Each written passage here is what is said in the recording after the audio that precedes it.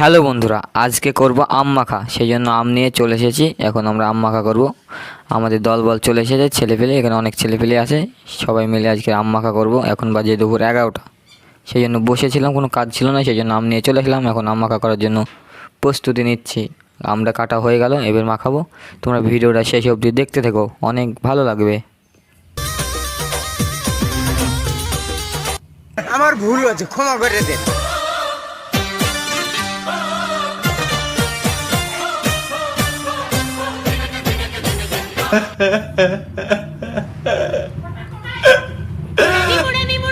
আম মাখা কমপ্লিট, এখন আমরা খাবো।